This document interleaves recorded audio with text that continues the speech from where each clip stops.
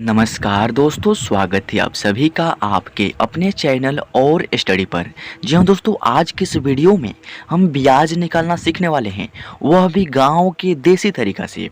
गांवों में जो ब्याज लिया जाता है ना, वह महीनवारी ब्याज होता है और वही महीनवारी ब्याज को ध्यान में रखते हुए हम यहाँ पर ब्याज निकालना सीखने वाले हैं। और यहाँ पर हम दो क्वेश्चन करेंगे। ये जो स्क्रीन पर देख रहे हैं ना, ये हमारा पहला क्वेश्चन है और ये रहा हमारा सेकंड क्वेश्चन। यानी दो क्वेश्चन हम करेंगे, दोनों ही अति महत्वपूर्ण है। तो चलिए पहले क्वेश्चन को सॉल्व करने की कोशिश करते हैं, उसके बाद सेकंड क्वेश्चन को भी सॉल्व कर लेंगे। तो दोस्तों, सॉल्व करने से पहले इस क्वेश्चन को हमको केयरफुली पढ़ना है, यानी बहुत ही ध्यानपूर्वक पढ़ना है कि ये क्वेश्चन कह क्या रहा है। क्वेश्चन जो कहेगा ना, उसी की अपेक्षा हमको चलना पड़ता है। तो क्वेश्चन क्या कर रहे हैं यहाँ पर देखिए, 12,000 रुपये का 3% की दर से 11 माह का ब्याज ज्ञात करें। दोस्तों, क्वेश्चन आप समझ रहे हैं ना। मान लीजिए कि हम कहीं भी किसी व्यक्ति से 12,000 रुपये उधार लेते हैं, यानी 12,000 रुपये क्या लेते हैं, कर्ज लेते हैं। और उस जिस व्यक्ति से हम कर्ज लेते हैं ना, वह व्यक्ति कहता है कि अगर ये 12,000 रुपये लिए आपको 1 महीना हो जाएगा ना, तो इस 12,000 का 3% तो आपको देना होगा। यानी 1 महीने के बाद ना इस 12,000 का 3% आपको देना होगा।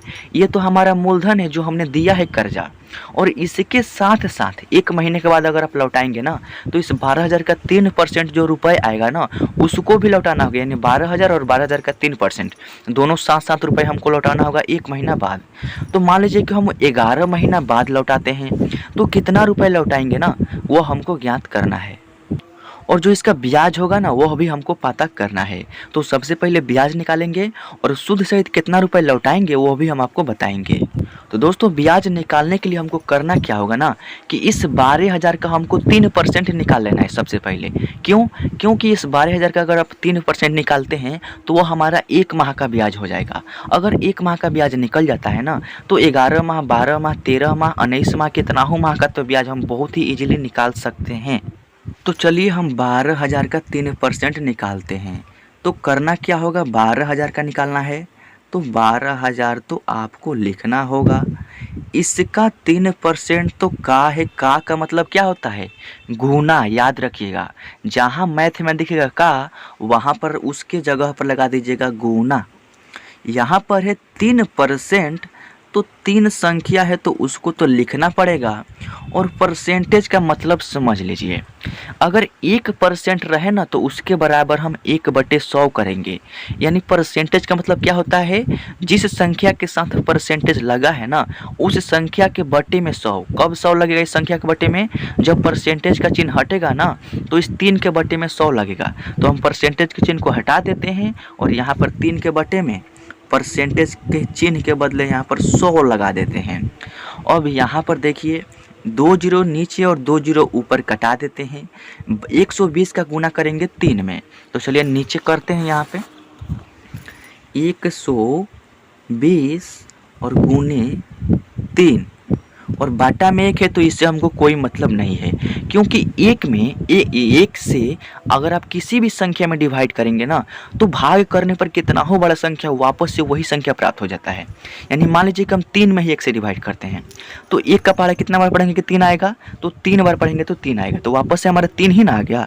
तो 1 से डिवाइड करने का कोई फ़ायदा है नहीं, है ना। तो इसीलिए हम 1 को छोड़ देते हैं, यानी 1 से डिवाइड नहीं करते हैं। तो यहाँ पर देखिए, 120 का गुना करेंगे 3 में तो कितना हो जाएगा। तो यहाँ पर देखिए, 3 का गुना करेंगे 0 में तो 0 हो जाएगा। 3 का गुना करेंगे 2 में तो 6 हो जाएगा। 3 का गुना करेंगे 1 में तो आपका यहाँ पर 3 हो जाएगा। यानी हमारा गुणनफल कितना आ गया, 360 रुपये। ये क्या हो गया, 360 रुपये। ये क्या है, हमारा 1 माह का ब्याज है। 1 माह, यानी हम यहाँ पर लिखेंगे 1 माह बराबर, यानी 1 माह का ब्याज जो है ना, हमारा 360 रुपया यहाँ पर आ चुका है। तो क्वेश्चन में हमको कितना माह का ब्याज निकालना था, 11 माह का। तो सिंपल है, 1 माह का ब्याज 360, तो 11 माह का ब्याज निकालना है तो क्या करेंगे, बराबर के लेफ्ट और बराबर के राइट, यानी बराबर के लतरी साइड और बराबर के दाहिनी साइड, दोनों तरफ हम क्या करेंगे, 11 से गुना करेंगे। तो चलिए कर लेते हैं यहाँ पर 11 से गुना।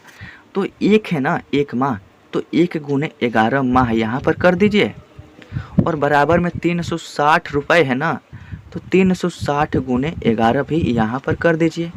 अब यहाँ पर देखिए, जब 1 का गुना करेंगे 11 में तो ये हो जाएगा 11 माह, और यहाँ पर 360 का गुना करेंगे 11 में तो कितना हो जाएगा, 11 का गुना करेंगे 0 में तो 0, 11 छक्के 66 के 6 हारसीन 6, 11 तियाँ 33 और उसमें 6 जोड़ देंगे तो आपका यहाँ पर 39 हो जाएगा। यानी 11 माह का ब्याज हमारा कितना आ गया, 3,960 रुपये। ये क्या है, सिर्फ हमारा यहाँ पर ब्याज है। ये क्या है, ब्याज है 11 माह का। तो ये तो 3,960 रुपये जो है हमारा यहाँ पर ब्याज निकल गया। तो ये तो ब्याज है, लेकिन हम उस व्यक्ति को 11 माह के बाद पैसा लौटाने जाएंगे तो टोटल कितना रुपए लौटाएंगे। तो करना क्या है, ये जो हमारा ब्याज है ना, इसको आपको लिखना है। यानी 3,960 जो है आपको यहाँ पर लिख लेना है। अब यहाँ पर हमने लिख लिया, और शुरुआत में हमने कितना पैसा लिया है, तो शुरुआत में हमारा मूलधन है 12,000। तो हम क्या करेंगे, जो हमारा ब्याज है ना, इसमें हम 12,000 जोड़ देंगे।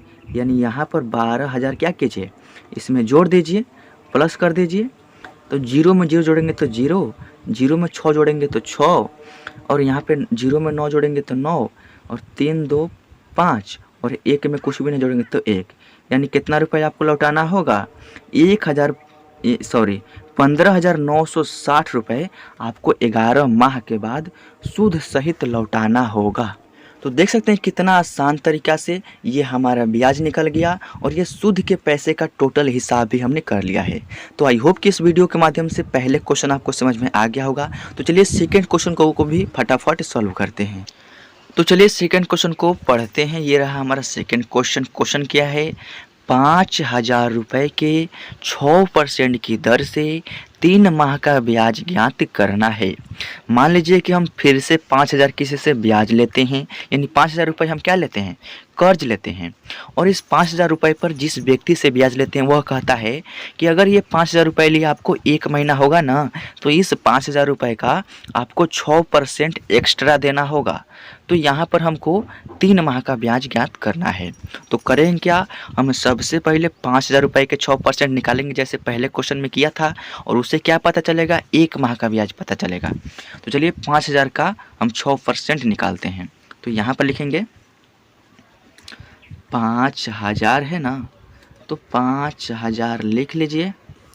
उसके बाद के रहे या का रहे उसको आपको करना है उसके जगह पर गुना।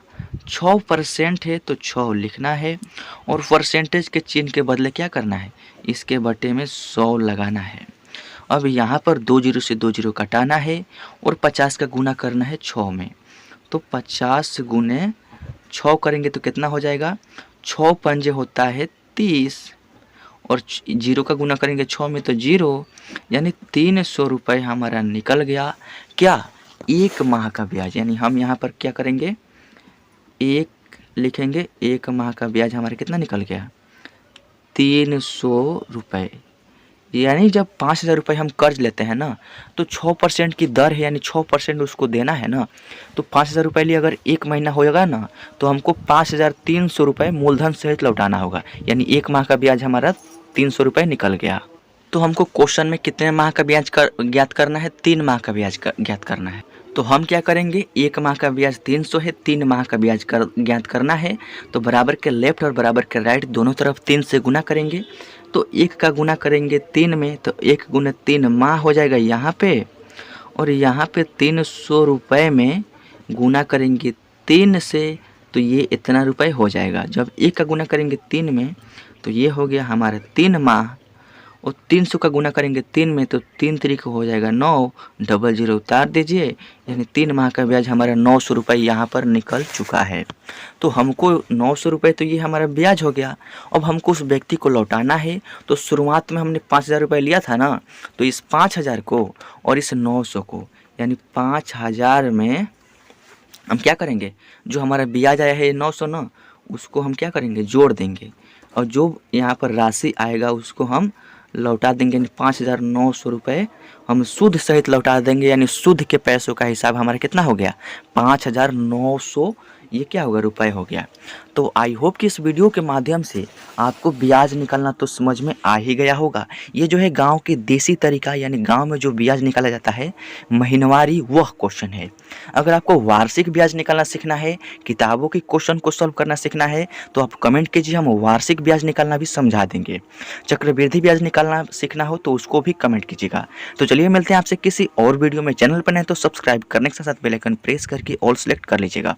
उससे क्या फ़ायदा होगा कि जब भी हम इस तरह का न्यू वीडियो अपलोड करेंगे उस वीडियो का नोटिफिकेशन आपको मिलता रहेगा और आपकी तैयारी हमेशा चलती रहेगी। तो चलिए मिलते हैं आपसे किसी और वीडियो में, तब तक के लिए टेक केयर, बाय बाय, धन्यवाद।